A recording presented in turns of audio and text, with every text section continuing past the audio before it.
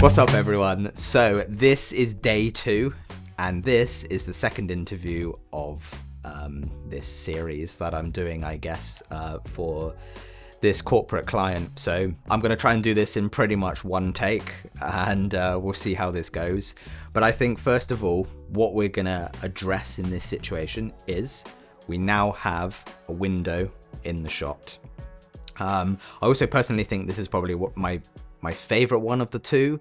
Downstairs yesterday was very unique and was very open, and we had those machines, but it was like, felt like it was underground. There was no sort of windows and stuff down there. Now what we've done is we're in the offices upstairs. So we literally have just moved all the tables. We have, I didn't know how we were going to make this look, if I'm honest, but I seen this window and seen this corner.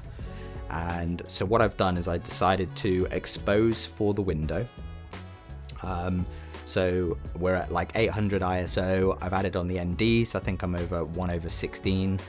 And so expose for that outside, and then we've just filled in the lights afterwards. Normally when I have my grid up, when I do something like a documentary, I would tend to have the person on like the left or right line of the grid, that rule of third, and then have them whichever way like the interviewee is, so like tilt that chair. I'm obviously talking to you right now, but how the clients have been sat have been like this. Now, I don't know if you noticed, but I'm not on that line, on that rule of third. I am in a bit more, and the reason for that is because of how the room was set up. In my opinion, I preferred it like this. I've got like if I keep looking down, by the way, it's because I'm looking at the director's monitor.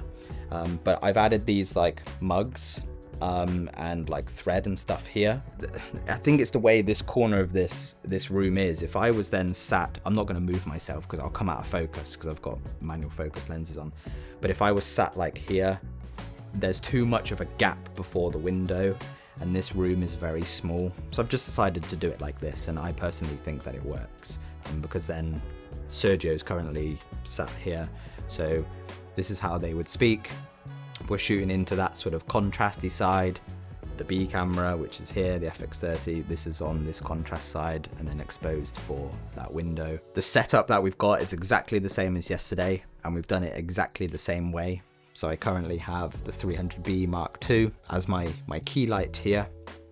But this time, because we've exposed for the window, we've had to bring everything up. So yesterday, for example, I think the key light was only on about 10-15%. Today it's on about 85%. And that's because we brought the exposure right down. I'll actually show you in a bit what the before and after looked like, and then I'll fill in all the lights again, just like yesterday. We then have the FX6 and we have the FX30. I don't need to go back into all the gear. We then have the Pavo Slim as the headlight again, just above me, like right up there. And then we have the negative fill here. And then obviously using this window as like a little bit more light. Where the key light is and where the window is, this is like the main source of light coming in. That's why I've added the negative fill here. And then I've put that hairlight rim light as opposite. Then added this Pavo tube here. Again, with the orange for the company colors. Everybody that has been sat here has then hid that, just adds a little bit of something. And then the only thing that I was toying around with, whether I like it or not, the interviews are done now, so it's in, but we added this sort of window effect here from the 60C with the projector. Now, I'm in two minds with it. First, I wanted something just, again, to add something here. But there is a massive part of me that is slightly in my head a bit like, well, it doesn't match this window, so that doesn't make sense. What I'm going to do is I'm going to get Sergio, who is behind the camera right now. I'm going to get him to turn everything off. We're going to put the actual office lights on, show you what that looks like, and then do all the individual lights again for you. Okay, so this is with the office lights on, and we've not exposed for the window or anything. So there's no ND on right now. We've done nothing like that, and this is what the scene looks like. What I'm going to do is get Sergio to put the 2 stops of ND on. So if you can do that now, and again. 1/16. So now what I've done is we've exposed for this window. So that was always my starting point, and that's what I would always try and teach people, is if you definitely have a window and it is going to be like overcast day and stuff and you want to use it, whatever, always expose for that first and then fill in that light next. So now what I'm going to do is get Sergio to go turn the lights back off, and then we're going to start filling in all of these lights. Okay, so this is now no lights on in this room, and we've exposed for the window. So as you can see, I'm very dark now. And but yeah, we have that window exposed, so I'm gonna get Sergio to turn on the rim light first, or the hair light.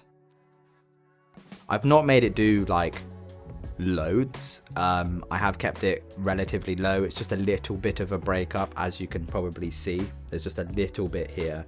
I've not overpowered it, and just because of the reason I just didn't want to. We have this pavo tube that will turn on in a bit behind, and you'll see.